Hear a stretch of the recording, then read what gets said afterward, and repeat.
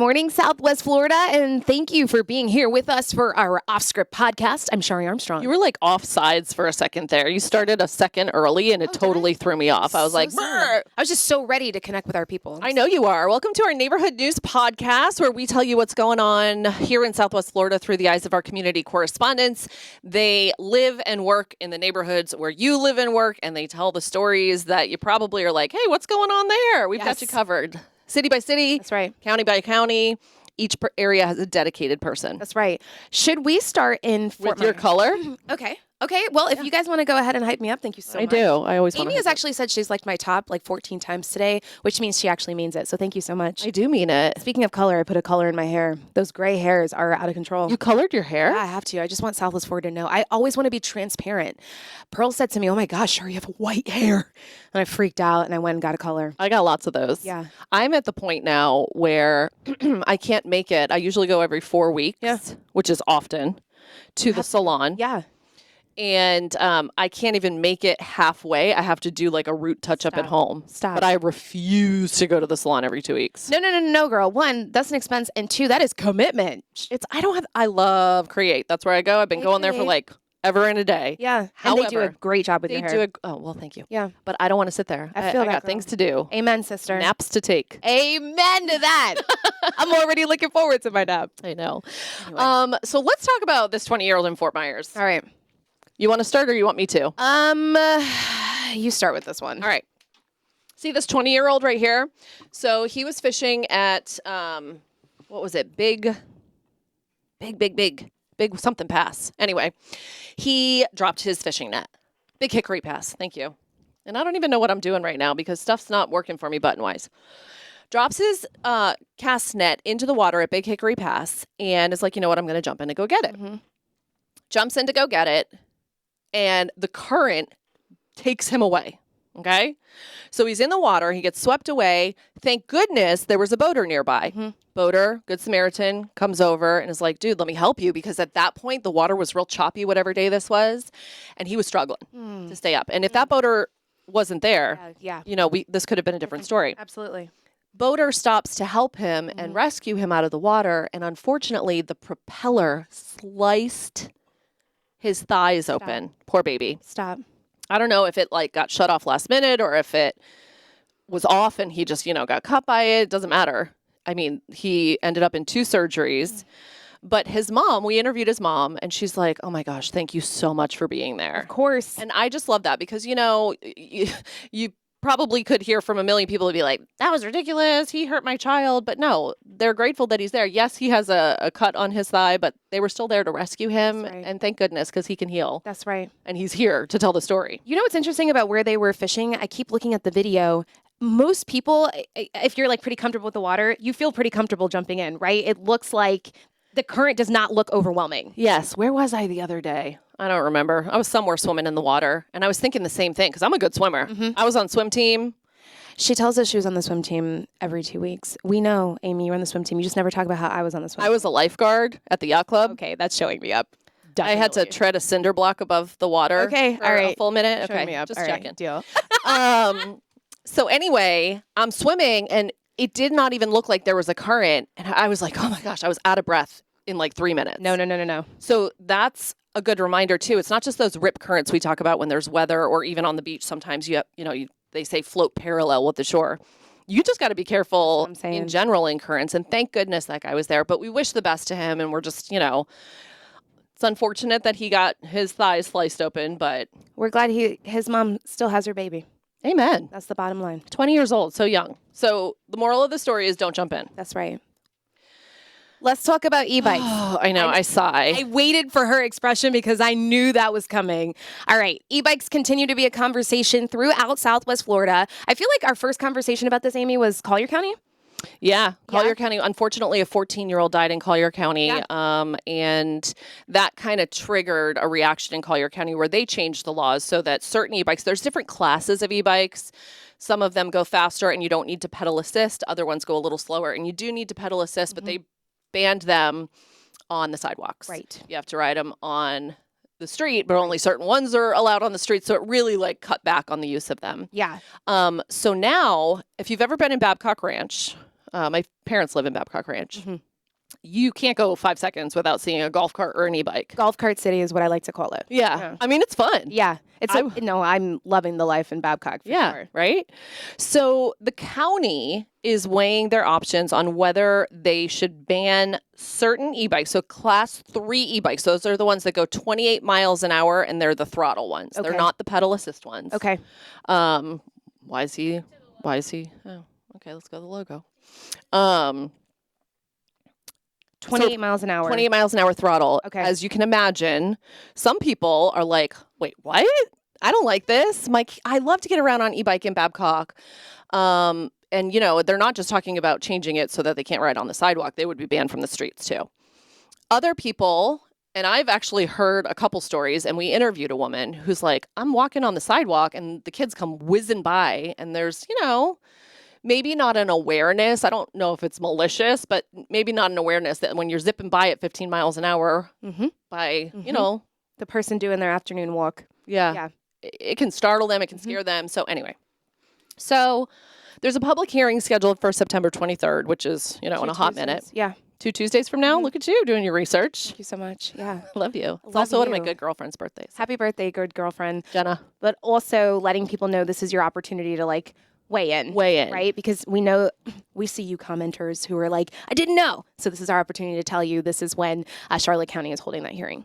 Yeah, e-bikes for some reason are that hot topic, Well, I mean, let's be real, Wegman.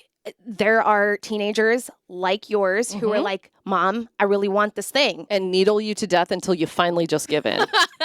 Okay? I'm speaking from experience. Shout out to the determination. I love it.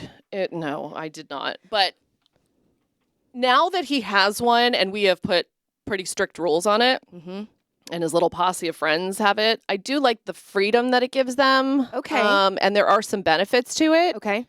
But it just has to be you got to be on them because at that age, oh, I didn't know.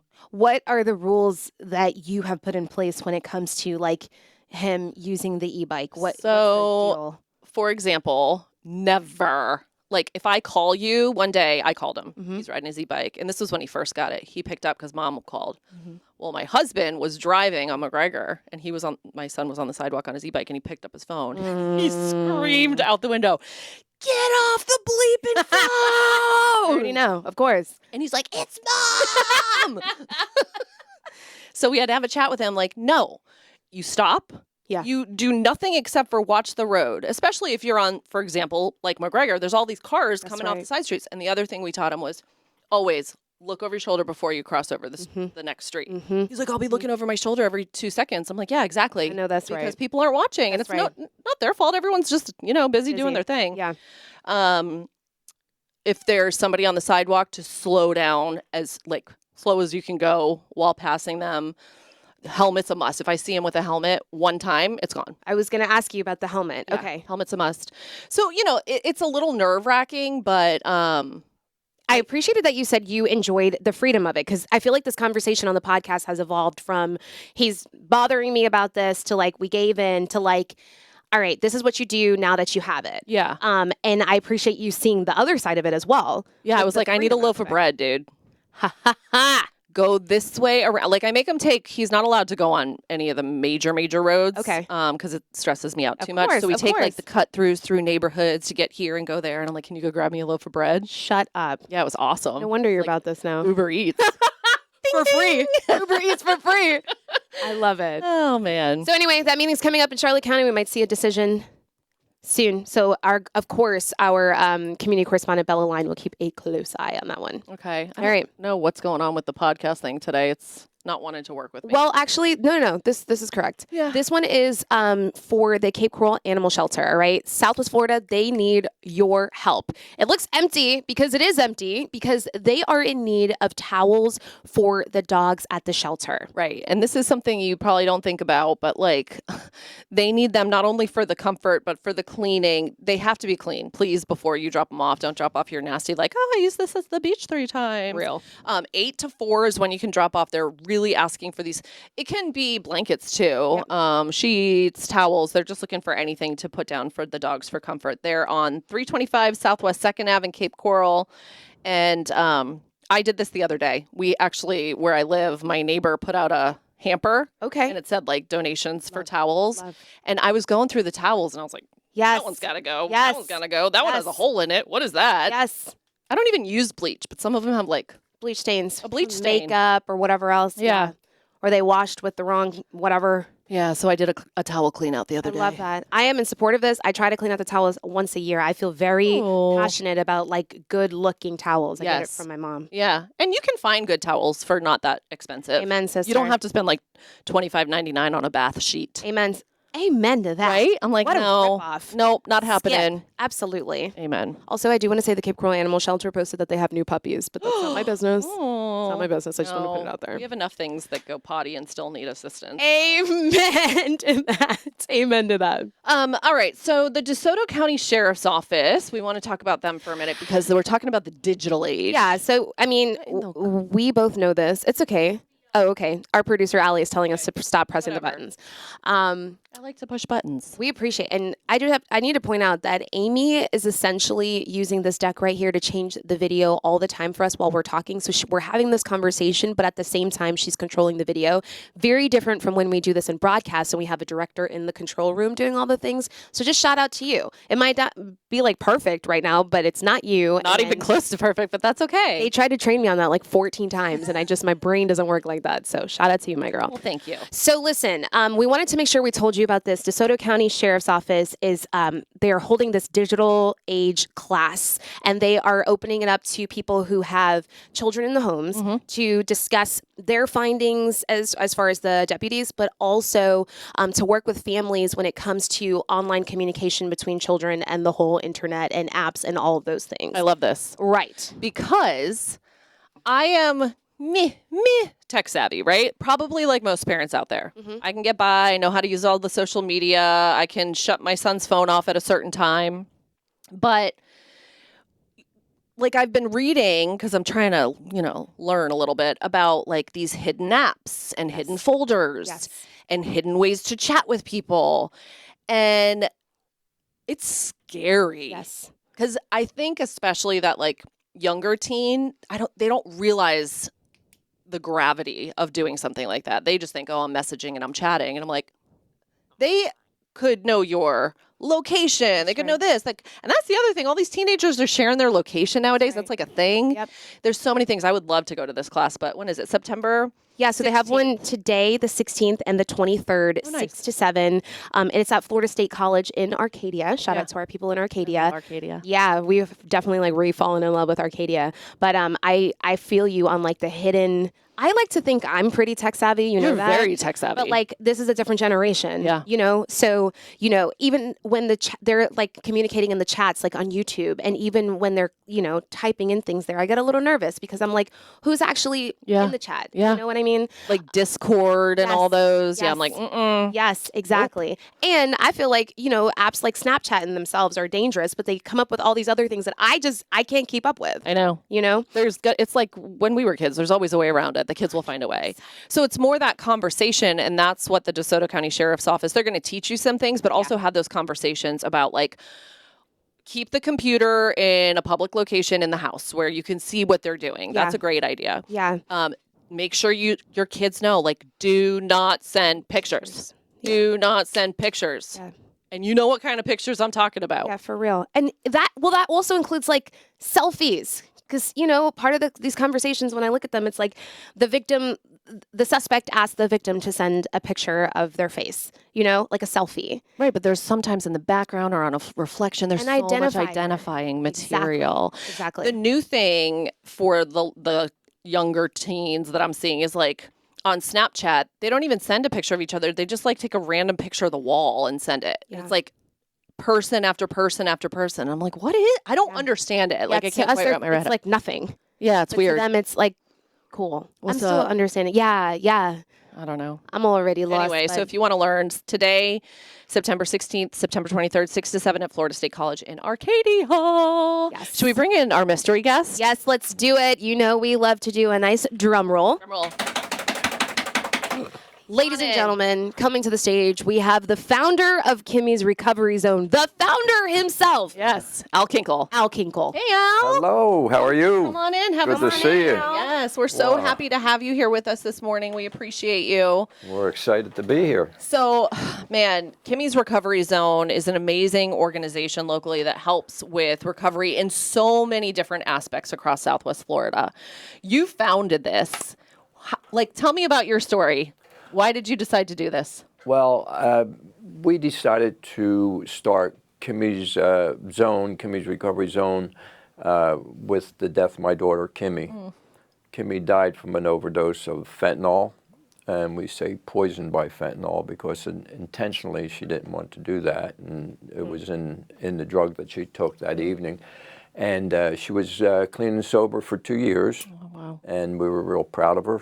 I'm still proud of her. That's amazing. You know, it's amazing what she did with her life. She was 20 years with mental health and substance use disorder, and for 20 years she fought like a rock star. And so what happened when she passed is, you know, I wanted to not only remember my daughter, but I also saw the need in our community that we need to help more people understand what mental health, substance use, and all that is about. And that's why we started Kimmy's Zone. I love this. I think one of the toughest things, right, as somebody who has substance abuse in my family, since I was a kid, is that there's this taboo and there's this stigma around it. And a lot of people are like, oh, well, that's a choice. But really, this is a disease. And this is something that is bigger than people in most cases, right? And so what is that message that you want to get out for anyone who might be watching this? Because maybe people don't pipe up because, oh, my son Johnny has a problem, but I don't want people to think badly of me. Or, oh, I am struggling with something, but I don't want to reach out because nobody can know because that's, illegal substances. But you can get help, and there's not that stigma. Yeah. Yeah, and I think what it is the biggest part of it is stigma. I know when I grew up, it certainly was. Stigma was really full-blown. Today, we're getting a better handle on it because of the outreach that we have, and I'm not just talking about Kimmy's Zone, but our whole community. Lee County has really embraced mental health and substance use disorder. Saturday, we have Party in the Park. We have 22 people coming with tables to help us understand what's going on in the community. And if you think about mental health, I mean, it touches every family, some way, shape, or form. And we've kind of put that on the back shelf and ignored it for many, many years and just stigmatized it by saying that they want to be that way. I had a conversation yesterday about with somebody about that, and they were saying, well, don't they just want to be that way, Al? I said, no, they don't. It's a brain disease. You're correct on that. And we all are touched by it. The family's touched by it. And the pain surrounding that is tremendous. Absolutely. You know, it's a lot of trauma. So the people left behind have a lot of trauma. And the child, like my daughter, had trauma. And it was unnoticed for many, many years until she was about 13. And that's when we noticed. Do you find working in that community that most people are trying to kind of self-medicate and cope? Is that what it is? Absolutely. Yeah. Yeah. No, you know, when I first started, I was 10 years old, and for some reason, I had some issues about myself. And I was 10 years old the first time I drank a beer. Oh, wow. And smoked a cigarette. And I said, boy, that really makes me feel good. So I think I'll do more, and that begun a long, long journey, of substance use. And look at you now. Yeah, You're feel amazing. good. Yeah, Feel that's good. great. Ready. You mentioned Party in the Park, Sure. and we want to talk about that a little bit. That's this weekend. Can you tell people what they can expect when they come out? You mentioned 22 people. Tell us a little bit more about what the event looks like. Okay, we have Senator Rouson speaking, we're really proud of him. And, his background, you can read about that, and I won't touch on it too much, but his background's very, very interesting, and he's done something with it. And I think that's probably what we want to do Saturday is tell our stories. You're going to hear a lot of different people, a lot of communicating with each other. We have 22 tables there, and that's the hospital, Lee Health, Park Royal, Hazelton. A lot of the halfway houses are there. So So, and we have a lot of speakers. The mayor will be speaking. I always call him the greatest mayor in the country. So, Mayor Anderson, he's Mayor awesome. Anderson, my good buddy. So, and the sheriff will be there. Cape Coral be represented. So I think the more that we tell our stories, the better that the community can digest that and understand that it is a problem. It's probably the biggest problem we have. If we want to look at statistics of what happens with mental health and substance use, look at the people that's passed this year. Last year was 123,000. This year it's down to 80,000. And we're the biggest distributor of Narcan in Southwest Florida. And that's one of the reasons the numbers have gone down.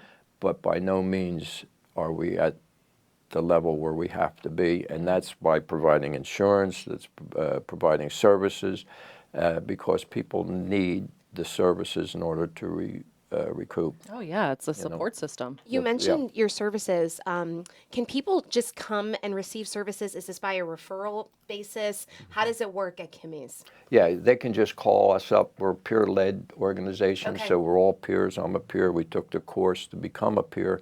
And so you can call at any time, and somebody will speak to you. And the best thing for us to do is try to get you in the door. If you have some issues, if we can handle it on the phone, fine. But a lot of times we like to talk to people and like to see them. And basically, we just, Heidi, our chief operating officer, had a young man, Brandon. His first name was Brandon, and he walked in the door, and we helped him out, and he went into treatment, and he's good. We had a homeless veteran that we met where he was at, and make a long story short, 2 years later, he's now working for us. That's amazing. So it's just amazing. I think if we could get the stories out there, tell the stories, recovery is possible.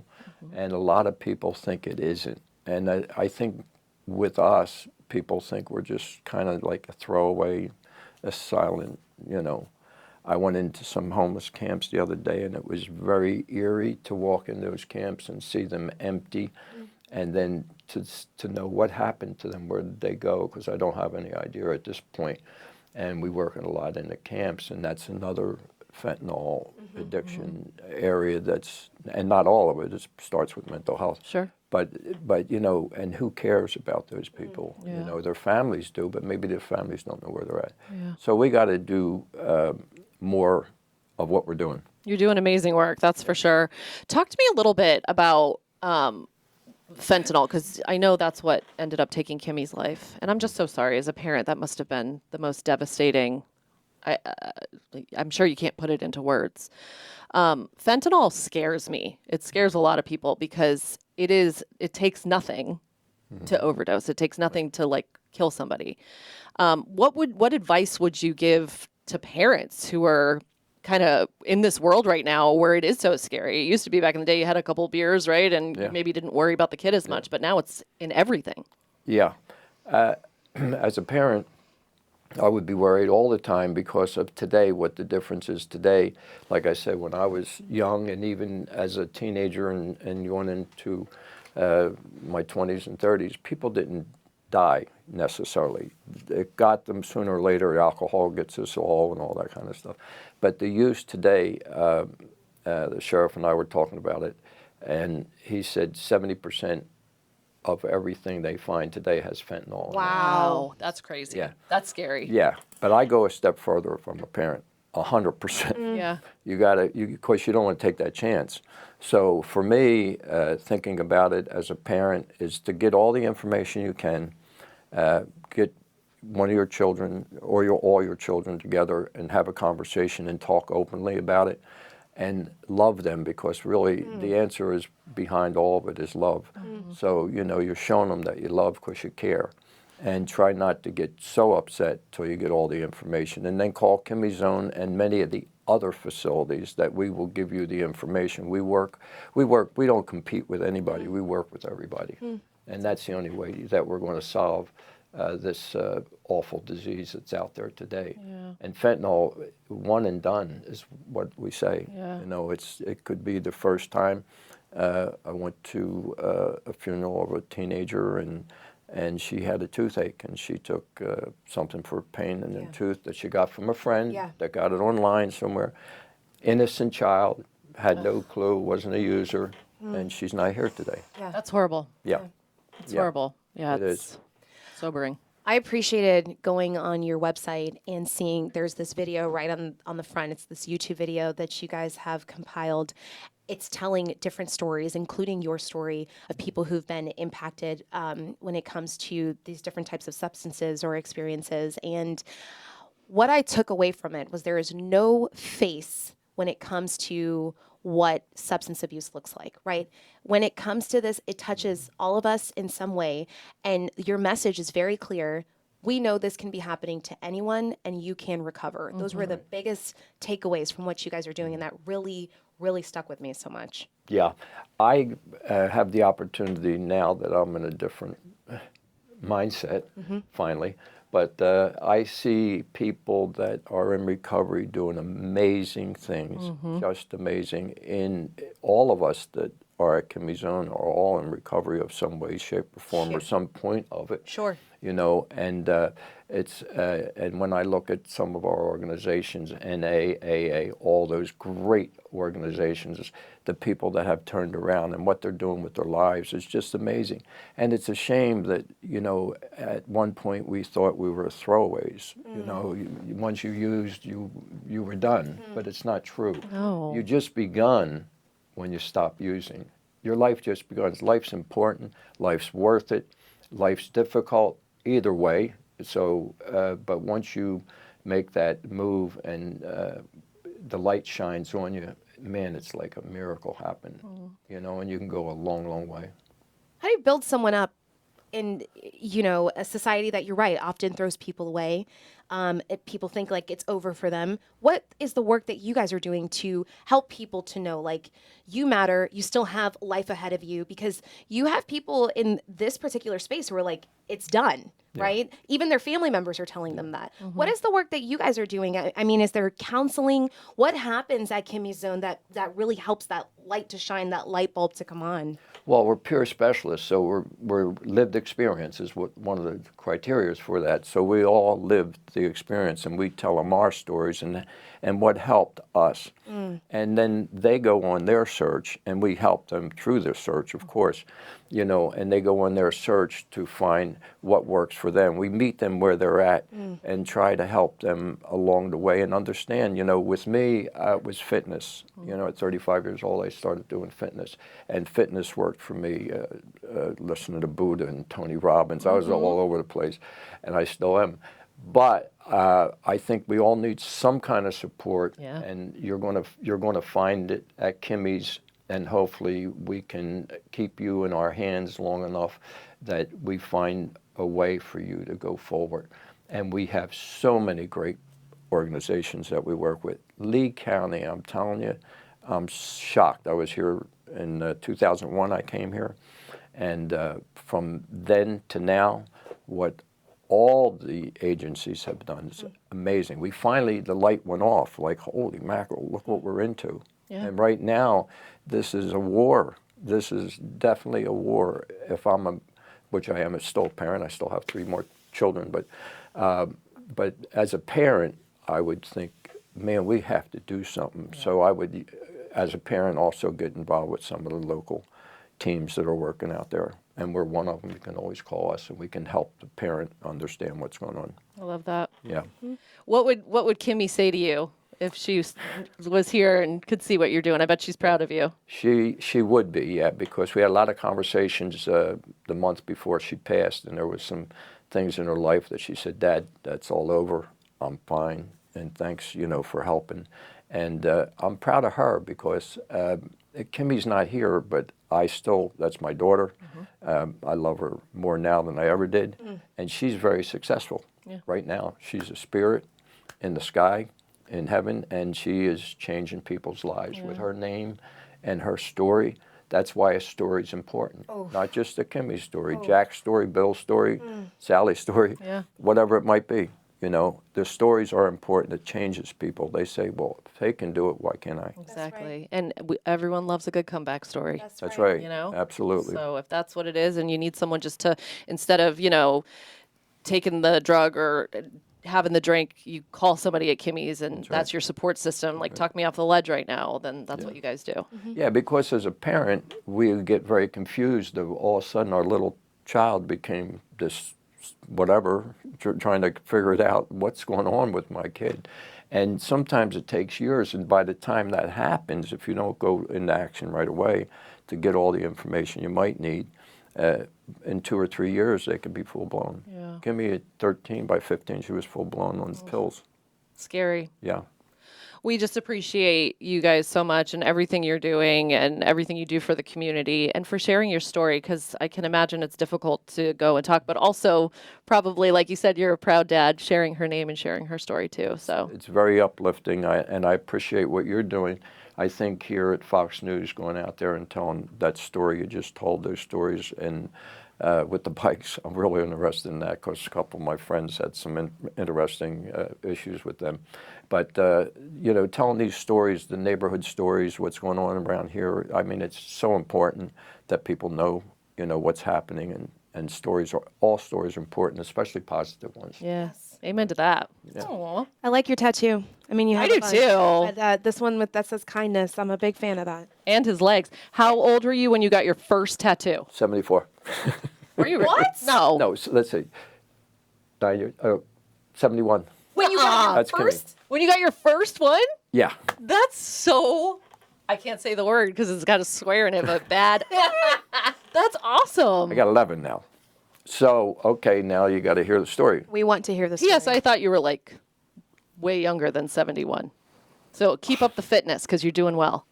Fitness is paying Yeah, off for sure. I'm 50, so let's put it, I'm 50 years old. Yeah. I like to say that. 50. I almost can't even remember that far back. But the interesting thing, my daughter was tattoo. She wanted to be a tattoo. She was an artist. She was a very colorful person, and so she wanted to be a tattoo artist at one point. She changed her mind sooner or later, but she got many, many tattoos. And on her chest, she has a tattoo of an angel, which I have here, Oh. and The same one? different one. Oh, and it says, does that say Kimmy's Angel? Uh-huh. And on there, she said, "Daddy's pistol." So I used to really get on her about tattoos because she was modeling and she was losing jobs back at that time. Today, you got a better shot. Of course. Yeah. So I just said, well, when she passed, I'm going to get tattoos. So the first one was a portrait of my daughter. Oh, that's beautiful. Yeah. It is literally a portrait of Kimmy. Oh. So I got that, and then she wanted A bus to recovery. a bus to recovery. I so love I put it. it on my leg. Love it. So whatever I didn't give her when she was here, I give her now. So she said, "Dad, if you get a tattoo, the first tattoo you get, you'll be addicted." And I have an addictive personality. Yeah. So now I just got one here. That's all right. They look awesome. here. good. So I love that. And all have a special story, right? Or Like a you story. said, the stories are important. I wear my story on my body, not on my face, like my friend, the singer, does. Oh, Al. I love Al. I might do it though. I mean, you're talking about Jelly Roll? Yeah. Okay.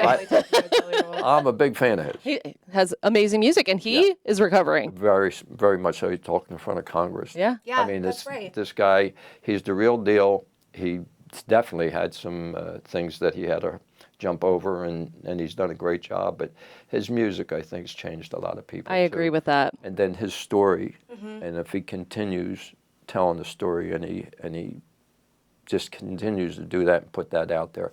One of the biggest things we did one of his songs with Kimmy in the background, and we had the biggest, more hits than any other Oh, wow. music that we put together with her. Wow. I love it. Yeah. Love, love. I like you, Al. You're one of our favorite. I know. one of my favorite interviews. I feel like I speak for the team with that. I agree. Well, sharing the appreciate- love is the answer. Sharing the love is the answer. We're Answer. better together. That's right. That's And right. that's another, I don't want to forget to say that. It's hard if you do go through issues with our kids, no matter what they are. It doesn't have to be addiction, it can be any issue. But always put love first. Yeah. And I think that's not enough going around. I think as parents, we all do the best we can, but I think we should concentrate on that because that really helps. And it opens up people. If they know you love them and you're not going to beat them up over something, they might confess. Yeah. And if you get the confession, then you got them. Yeah. You know? Lead with love. Yes. I'm taking that note. I try to, but you know what? Sometimes we need the reminder to be gentle. Like, Yeah. I told you 27 times to put your clothes away. 100%. 100%. Oh, I love Yeah. it. Oh, well, Al, thank you so much. We appreciate you. If you want to learn more about Kimmy's Recovery Zone, it's kimmy'srecoveryzone.org, O-R-G instead of .com. And, yeah, go check out Party in the Park at the Collaboratory. It is the 13th, which is Saturday, 8:30 to 3, and it's right on Jackson Street. Sounds like an awesome time. And we have a podcast. What? Yes, we have a podcast every Thursday. Love it. And it's just, I'm leaving it here. It's right R here. for It's called Recovery. Rated R for Recovery, Yeah. bringing recovery to the airwaves. But I do want you to talk a little bit about that really quick, if you don't mind. Yeah. Because it is an interesting concept that you have. Yeah. Talk to us a little bit about the guests that you have. Yeah, well, this was started with John Nichols and Eileen Kapperman, Heidi Webb, and Mark Santora, and Pedro, basically. They came up with this idea. He wanted to do recovery. John Nichols is big in that, so he wanted to do something with recovery. So what we've done is the first segment is somebody tells their story, because that is so important. So somebody tells their story about their recovery, their journey, and then after that, we interview someone in the community that touches the community in some way, shape, or form. So your two are available sometime. You're ready to go because you're doing great things in the community. Thank you. You know, and don't be nervous on my podcast. I mean, I might be. I don't like being on that side of the questions, but Amen. Al will this lead us. This is such a good way to be out there. Plus, we have an audience. Plus, we're at Grace Church. And then on Friday, we have Kimmy's Kitchen at Grace Church. It's such a blessing to be in a church where people want to gather anyway. So it brings them in. And then on Fridays, we have Kimmy's Kitchens, and we make some food for the people that need food that day. Man, you guys, they have their hands in so many different things, helping so many people. And we have a pantry. I'm sorry. Yeah, you have a food pantry, too. Yeah. Y'all are busy, Al. I know. Got a lot going on. I forget, so this love it. show could be 2 hours. I support it. I'm okay with that. I could talk to you all day. You make me think of the gentleman that I interviewed before. About he was in recovery for fentanyl, and he talked about the importance of hearing other people's stories just as a reminder. I know it sounds so cliche, but like, you're not alone. Yeah. He was a young guy. He was like in and out of jail. I think he ended up in prison, in and out of recovery. And he was just saying, like, I remember hearing somebody's story, and that was when I was first like, wait a second, maybe I should think about recovery and maybe like getting clean. So as you talk about the power of storytelling, I connect with that so much, and I believe you are 100% correct with that, because you never know how your story can impact someone else. You're not alone, what you just said. People have to know that, because you're very lonely. If your circle is this big when you start, your circle becomes that, and then before you know it, you're alone. Sure. You destroyed all the surroundings around you, not fully intentional, but that's what happens, and then you're all alone, and it's a sad place to be. Yeah. It's I mean, every day when I think about it, and I can't wait.